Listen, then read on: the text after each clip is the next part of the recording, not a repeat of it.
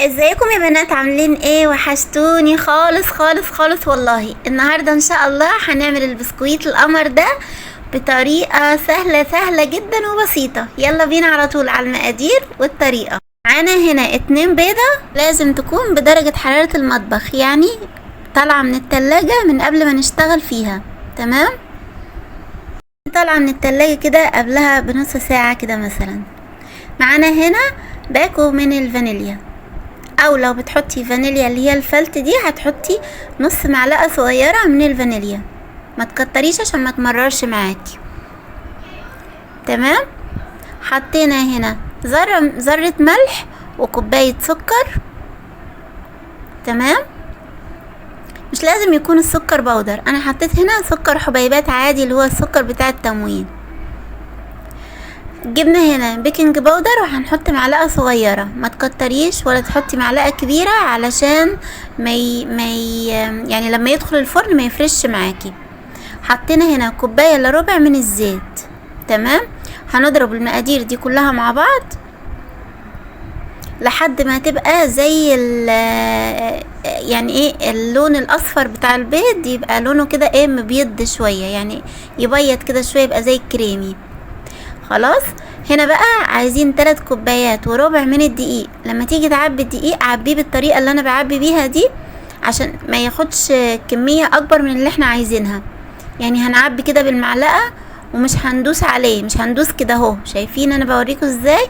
يعني الدوسه دي مش هندوسها، احنا عايزينه مش عايزين الكوبايه مليانه. هناخد 3 كوبايات وربع من الدقيق، كوبايات المج العادي اللي احنا بنعمل فيه الشاي. تمام،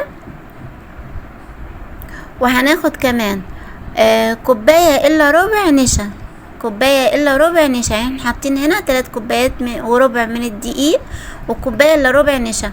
بصوا بقى، انا حطيت هنا 3 كوبايات وربع من الدقيق وكوباية الا ربع نشا عشان انا عارفة ان العجينة بتاعتي هتطلع مظبوطة. اما انتوا لو اول مرة هتعملوه هتخلي شوية دقيق بره، عشان لو الدقيق بتاعك بيشرب ما يعني ايه تعرفي تتحكمي في العجينه، مش العجينه هي اللي تتحكم فيكي. دي الخليط اللي احنا عملناه في الخلاط من شويه، هننزله كله كده على الدقيق والنشا. تمام، وهنقلب كل المقادير مع بعضها. انت طبعا عارفين ان البسكويت مش بيحتاج عجن، احنا مش هنعجن، احنا بس عايزين نلم كل المادة السائلة نربطها مع الدقيق والنشا. شلت كده انا المعلقة دي وقلت اقلبهم كده عشان العجين كله يلمه مع بعضه، واحس كمان العجين بايدي اذا كان محتاج حاجة تانية ولا ناشف ولا كده. هي بتبقى عجينة كده بتلزق على خفيف خالص. تمام، مش هنعجن كتير، البسكويت مش بيحتاج عجن كتير، البسكويت بس بيتقلب مش بيتعجن. لمينا كده المكونات كلها مع بعض والحمد لله العجينة بتاعتي كانت مظبوطة ومش محتاجة حاجة. يعني هي هتفرول معاكي كده في الاول، وبعدين هتلاقيها لمت كلها مع بعض كده وبقت تلزق على خفيف. لما تلاقيها كده بدأت تلزق على خفيف تعرفي ان العجينة بتاعتك خلاص مظبوطة ومش محتاجة حاجة تاني. خلاص كده هسيبها كده شوية حوالي 10 دقايق في التلاجة، وبعدين هجيبها على طول اشتغل فيها. لو هتشتغلي فيها في الصيف زي ما احنا شغالين كده هتحطيها 10 دقايق في التلاجة، اما لو ده في الشتاء فمش محتاجة اصلا ان هي تتحط في التلاجة. انا بشوفها كده، بشوف عملت كده حتة كده بشوفها ايه مظبوطة ولا مش مظبوطة. هجيب بقى حاجة كده افرد عليها العجين والقطاعة. بصي معايا القطاعة دي، ولو مش عندك القطاعة دي ممكن تستخدمي اي حاجة تانية للتشكيل. انا فردت العجينة هنا كلها وبدأت ان انا اقطعها كده اهو كلها، وبعدين هرصها كلها كده مرة واحدة في الصواني.